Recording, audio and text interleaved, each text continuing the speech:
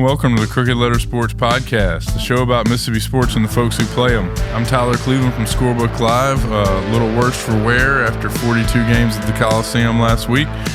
Joined by my co-host here, Rick Cleveland of Mississippi Today fame.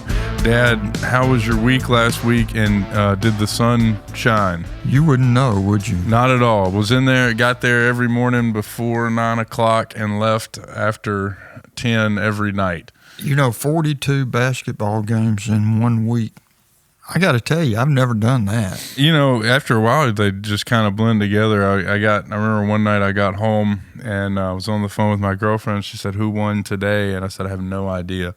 I don't even remember who played." I ended up writing the stories, and I have no idea. I can only remember the last game I saw. Well, I'll tell you what a good guess would have been on any of those days is you just say, well, it was somebody from up in Hill Country, northeast Mississippi. Yeah, if it's one of those smaller classes, it was definitely somebody from the Hill Country. I know the Ingomar boys and girls swept. The Blue Mountain girls won. Biggersville boys won.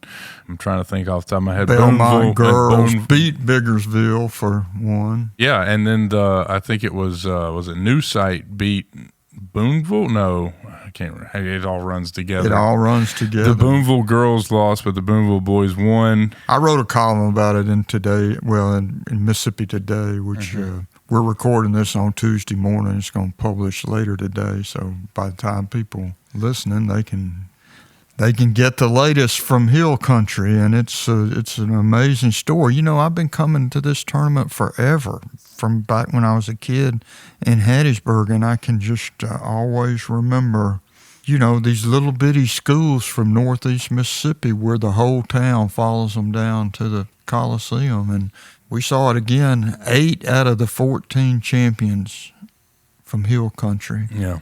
Next year I'm gonna go up there. I want to go up there and do like a little mini tour and see all these little gyms they play in. Oh, you ought to. I'll go with you on that one. Yeah, it'd be cool, man. I know. I saw photos of the Blue Mountain gym, and you and I both wrote how cool it was. Their girls won, and we talked about it on the pod last week.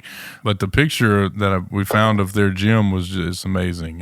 Yeah, you can't shoot a 3-point shot from the corner because there's not enough room. Yeah, you had to have a size 9 or smaller. You cannot shoot a 3 from the wing without being out of bounds. And what's great is she's talking about, they only play zone at home because the court's not really regulation. I want to see all that. And then the other thing, the big takeaway I had is if you talk to those coaches of those teams in that part of the state, most of them are from there.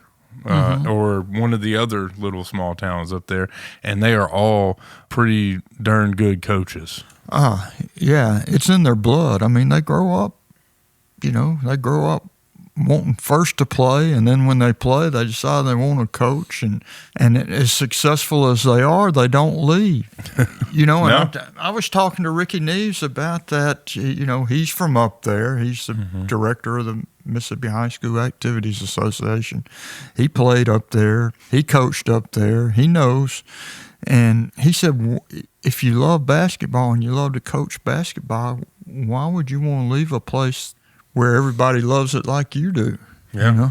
I mean, and the one that sticks out in my head is Michael Smith at Boonville, only because I've seen him win several state championships now. Of course, they won boys and girls last year. This year, the girls lost in the championship, but the boys won. And for me, I'm waiting outside the girls' locker room to talk to him after they lose, and he's got literally 5 minutes to talk to his girls team that just lost in the state championship. The biggest day of their lives. Right. And now he's got to go, he's due on the court for the pregame meeting for the boys. So he has no time in between. And I wish there was some way that they could do something about that, but I don't know. It's a simple fix. You just play 2 girls games from... Well, they did, but I guess the championship. You play the girls' championship games from different classes. Yeah, from different classes, and then the boys in the night, or vice versa, just so a coach doesn't have to do what he had to do. Yeah, I think the deal is there's really only 3 or 4 coaches in the state doing that. Yeah, So but they're a team. they're always there. They're there You're every right. year. They're the ones that are there. So Yeah. it does make sense. So I want to talk about the final rankings a little bit because, I think, including Scorebook Live, there's a couple different outlets that kind of saw it the same. And it was kind of ended up being a bit of a controversial take. And even with you, I mean, when we were talking about it, I said, well, I think it's pretty clear who's number one. And you said, yeah, it's Jackson Academy. And I was like, oh, no, it's not, So we kind of got into it. But we ended the season with Raymond ranked number one. They were 31-4. And I thought that they had more good wins, just quality wins if you look at their whole schedule, and had Canton number 2, who won the 5A championship, beating Yazoo City. And I can't believe I've gotten this far into the podcast without talking about what happened at the Coliseum on Friday night. It was one of the more incredible things I've seen. The place filled up. And it was the first time I'd seen it. I think I was talking to Wayne Brent, who was there, and he was saying it's the most crowded he's seen it since maybe like 2013. Well, they haven't needed the fire marshals any time lately for basketball until Friday night. I mean, it was incredible. There was, I don't know how many people were there. I don't know what the Coliseum holds without, because back in the day, I know they used to have the stands in the ends. Probably.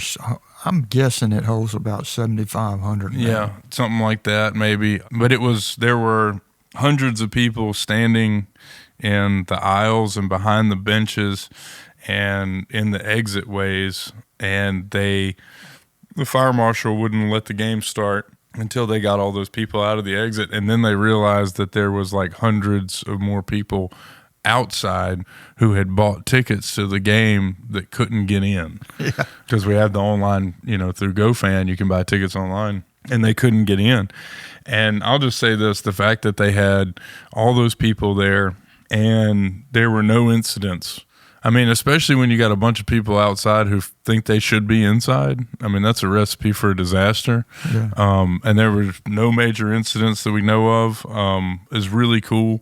But the atmosphere for the game, it felt like a big-time college game is what it felt like to me. Like the old game when you used to take me to Starkville to the Hump when they were playing those big games, and the crowd's into it the whole time.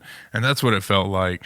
And the Canton Tigers just fed off of it and just, browbeat Yazoo City. Our buddy Anthony Carlisle has been on the show a couple of times. It was his first loss in a championship game. It was pretty stunning to see. But it was the rubber match in that series. Yazoo City got them in the first game. Canton got them in the second game, and this was the rubber match. And Canton just looked incredible. And so I couldn't shake that when I was doing these rankings. You try to look at the whole body of work, but also like what have you done for me lately, and what Canton looked really good at the end. Yeah, I saw Jackson Academy win the MAIS, and I'm just telling you, Mo Williams' 2 sons are big-time players. They're going to be big-time college players. Yeah. I mean, and Mike is ready. Yeah. Like I feel like I know he was a junior this year. They remind me so much of Mo when he was playing. And he's one of the greatest high school players Mississippi's ever had. It's tough. I think the answer to that is just to have a private school poll and a public school poll. Yeah.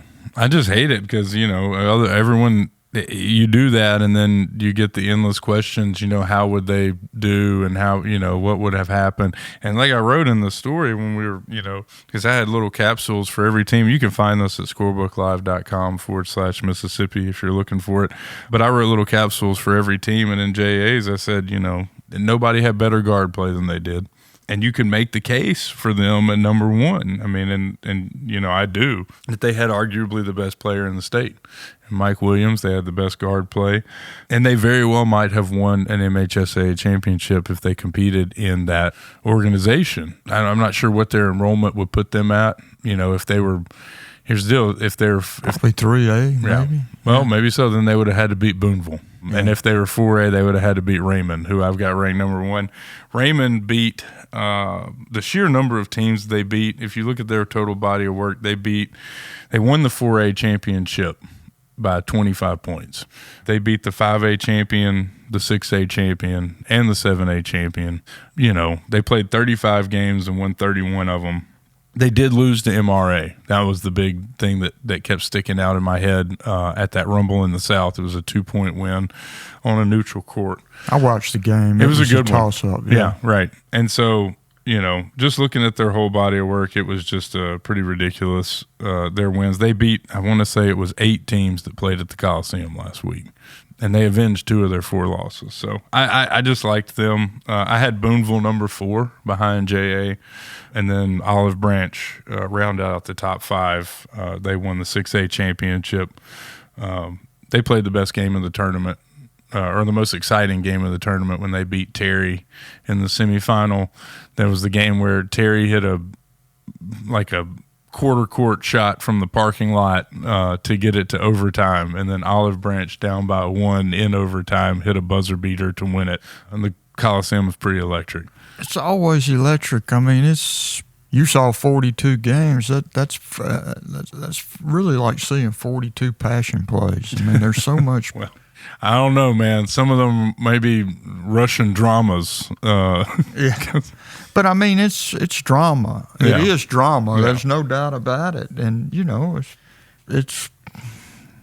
I won't miss it as long as I live. I'll be at that. Yeah, I'll say that some of those games are Sweeney Todd, and some of them are the cherry orchard or whatever. People don't know listening, but I've been to many. Both of us have been to many plays thanks to my sister, your daughter, who was majored in theater at Southern Miss, and some of them were really fun and funny, and some of them were, I'd say, kind of long. So thus was some of the basketball games at the Coliseum last week. But man, those championship games were all a blast, and it's cool to get to see those coaches and talk to them every year, because usually the same ones there. Yeah, I'm gonna tell you, I spent some time after Boonville. I had watched back-to-back games with Boonville playing, and the same guy coaches both the girls and the guys, and I spent some time with him after they lost a heartbreaker for the girls championship and then won a great game for the boys championship. And Michael Smith, Tyler, he is an impressive guy. And then I'm walking out of the locker room with him, and his family's there, and he's got 7 kids. His oldest girl was on that team, on the girls' team, that fell, I believe it was 1 point short. Yeah. But, he's got 7. And I was talking, people ask him how he does it, and he gives the same answers. His wife is a superhero. She's what allows him to do what he does. Raising 7 kids, that qualifies as a superhero right there. That's right. Yeah. Well, Dad, what else happened last week? I was kind of on I was in the zone in there. I know I caught a couple of tidbits. I know Ole Miss beat Missouri in basketball. I saw that in my feed while I was furiously tweeting out scores and stories. Yeah, that was a must-win for Ole Miss, and they must win a few more to get in the tournament. Right now, Joe Lunardi, who I think is the best one going in what they call bracketology, choosing what the field is going to be. Right now, Lunardi has Ole Miss in the second 4 out, which means there's at least 4 teams ahead of them. And the hour is late. Yeah, it's getting late. Ole Miss has a 20-9 record overall, 7-9 in the SEC. Well, we're recording this on Tuesday. They play Georgia tonight, and then they close at home against Texas A&M on Saturday. Bottom line, would winning both of those games be enough, or would they need to also do some work in the tournament? They might even have to win a game in the SEC tournament. It's hard to say. It depends on what happens elsewhere.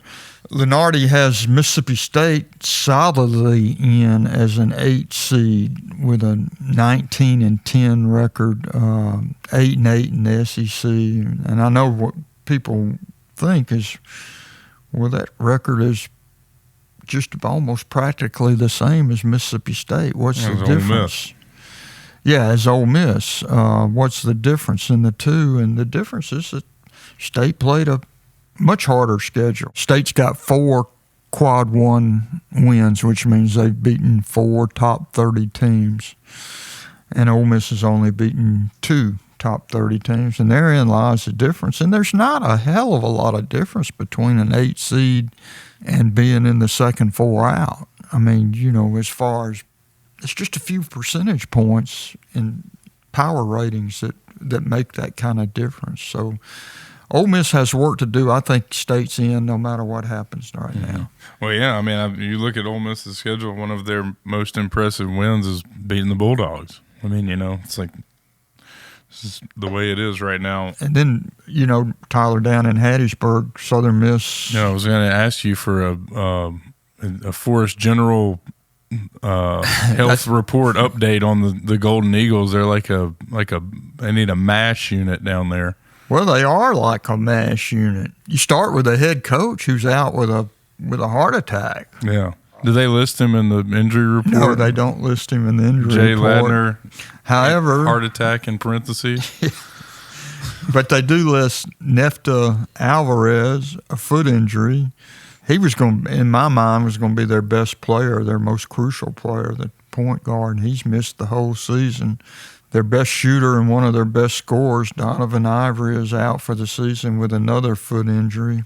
Andre Cabello, one of their best players, has missed several games with the concussion issues, and that's after he missed the first 8 or 9 games because he wasn't eligible due to transfer issues. Another of their best players is Victor Hart, and he's missed several games with a hyperextended knee. Yeah, they do. When they travel, it looks like a MASH unit. They still have a first-round bye in the Sun Belt tournament this week down in pretty incredible. Yeah, down in Pensacola, and they will play. I think they play Thursday. Their first game will be Thursday afternoon. How do you feel about Pensacola as a venue for the?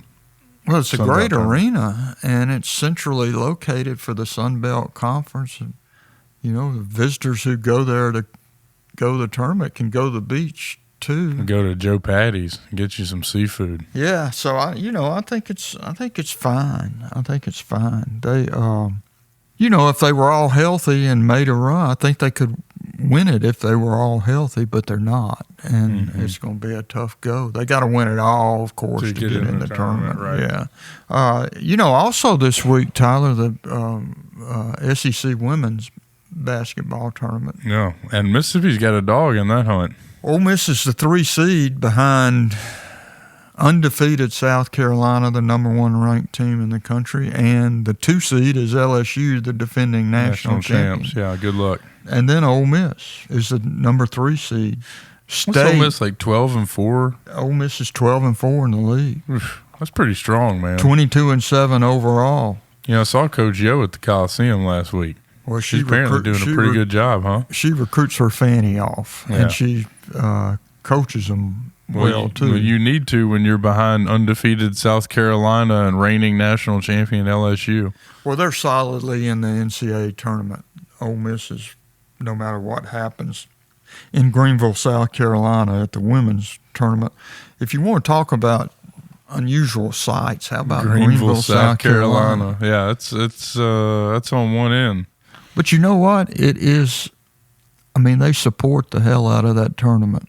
I think they should have it at the Mississippi Coliseum, the most world-class, state-of-the-art facility in the world. That is not ever going to happen. State has work to do to get in the NCAA tournament. They're the 8th seed in the SEC tournament. They're 21-10 and 8-8. But they could get in, huh? Oh yeah, they can play their way in. Yeah. How many games do you think they have to win? 1 or 2, or maybe they got to get deeper? I think they probably have to win a game in the SEC tournament to get in. Maybe 2. I got you. Yeah. Well, we're recording this on Tuesday morning, so we will not know the results. And folks who are listening to this will know the results. I know State and Southern Miss are playing tonight at Trustmark Park in baseball. Right. And I know that I think both of them are the same record, 8-4. They're both 8-4. No, obviously, I mean, that's 8-4 is pretty good in baseball. But if you win 2/3 of your games for the whole season, you're solidly in the NCAA tournament, right? know? But I don't think that either fan base is happy with that 8-4. No, but I mean, expectations are just so unbelievably high.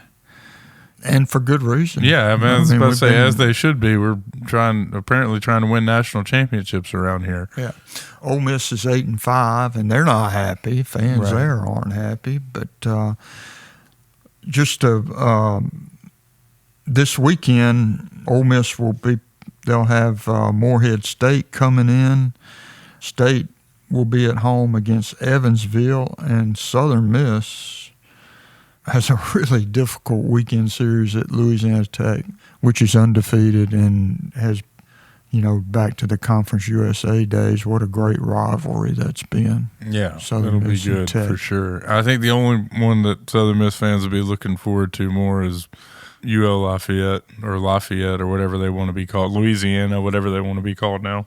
I know that one's turned into a pretty good little rivalry. Well, that's the conference they're in now. Right, but La Tech, being undefeated, I don't know what they're, I think it's too early to be looking at RPIs and such, but I mean, I'm sure it's pretty high. Probably, but they have not played anywhere near the schedule Southern has played. I mean, Southern coming off that's a pretty good weekend when you take 2 or 3 from Indiana State. I mean, they're good. I mean, they're really good. They were a super regional team last year. They got great tradition. They ran 3 guys out there that were mid-90s, That was good work. That's good time. I'm glad they won it then because, I know the hitting had not caught up to the pitching so far, and everything I see shows the pitching for Southern Miss has been outstanding. It's been good. They've got 6 new guys in the lineup. They're playing some true freshmen every day, so I do think that they have a really bright future. They've got a lot of outstanding young players in the program. And I watched a Mississippi State game. I guess that was Sunday, and they've got some pitchers that look like bona fide prospects. I mean, they got big bodies. Arms. They throw hard. I mean, they have the kind of guys that you see now, and it's like, well, they're pitching okay, but they've got that body type and they've got that ability. And then you get to the end of the year at the College World Series, and like all the best teams have like these big 6'6" guys that throw hard, and they've got those type guys. They do. So does Ole Miss. I'm excited to see how that plays out. Dad, I want to finish with 2 stories, and one we had planned to talk about, and one I'm springing on you. Did you hear about the Iditarod racer who had to kill and gut the moose? I missed that one. It wasn't on Sports Center. It was I read it. It was on. I actually read it on ESPN.com. Apparently, this racer got ambushed by a moose and had to kill it with a handgun in self-defense.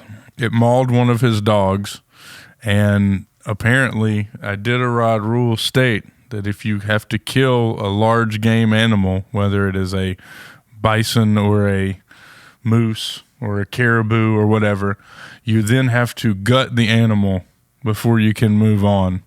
And anyone who comes upon you who's racing you has to help you gut the animal. And he had to do it on his own. He said he did the best job he could. They airlifted the dog to a vet, so no worries out there. The dog's going to make it. But it was the first time in about 5 years, apparently, that someone has had to kill and gut a moose at the Iditarod. Kind of leaves me speechless. I knew there was a reason why I did not participate in that sport. I think going up there to cover it would be. I think it's just been added to my bucket list. Anything where you might have to kill and gut a moose in the middle of your competition is pretty cool to me. Anyway, you follow that. It continues. The race continues this week. So, and the other one I wanted to talk about was Caitlin Clark.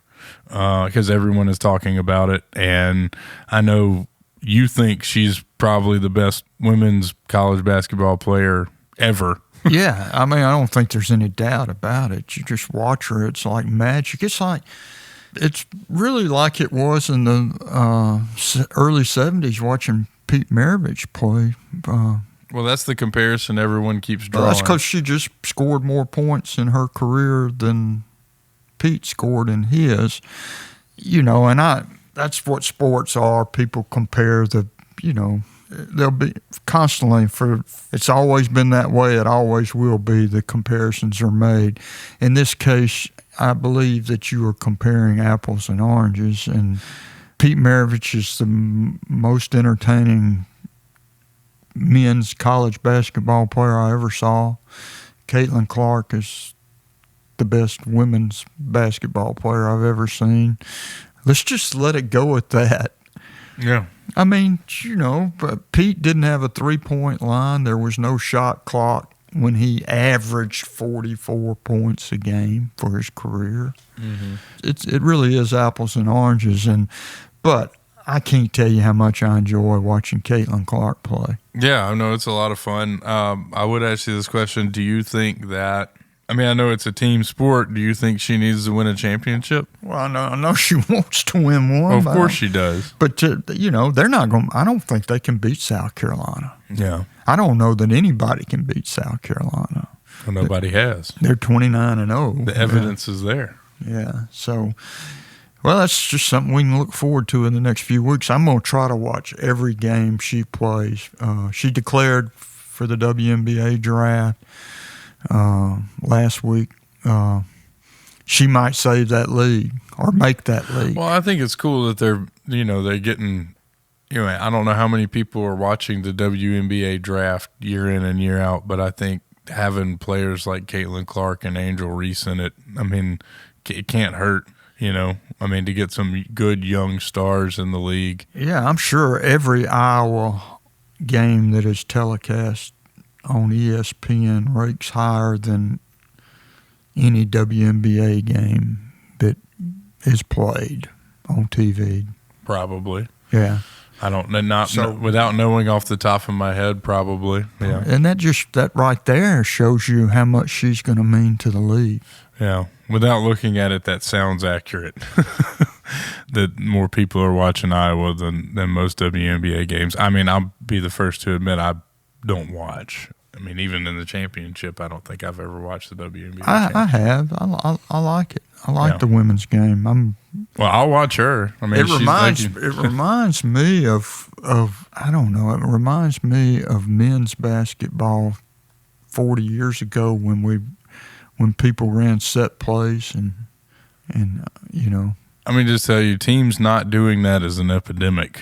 It was at the Coliseum last week. Yeah. Now, those teams you're talking about from the Northeast, they run set plays and run picks and, set picks and all kind of stuff. Score on inbounds plays. They do. They score on inbounds plays. They have them drawn up. You watch some of those larger divisions, man, and it is like who is more athletic. Yeah. They're trying to create their own shots. A bunch of teams don't move without the ball. It's NBA. That's the influence. It's a one-on-one game. Yeah, but the NBA – drive, penetrate. The NBA is hella entertaining. You know what I mean? Because everybody's so athletic. And you know this. On any given night at an NBA game, you could be watching two of the three worst teams in the league play each other. And at some point in the game, somebody is going to do something that makes you go, holy cow. You know what I mean? You're just going to drop your jaw. Those guys are just too athletic. Yeah, that's all the time we got this week. Anything you're looking forward to this weekend? No, I hope we have some sunshine. I want to play golf. Yeah, I badly need to get out there. I'm going to forget how to do it if I don't go soon.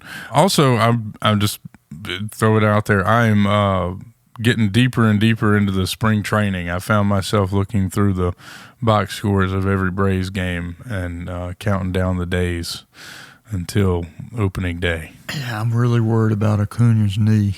Yeah, I saw a report this morning. He should be available for the season opener. So let's hope so. Let's just hope he's at 100% or whatever it takes to get him to and keep him at 100%. Because if I get robbed of watching Ronald Acuna Jr. this year, it would be like missing Christmas. I don't want it. I got you. So everybody have a good week out there. Stay safe. You can follow all the latest with Rick's writings over at MississippiToday.org. And like I said earlier, ScorebookLive.com has got you covered on all the latest in high school sports. Stay safe out there, everybody, and we'll talk to you next week.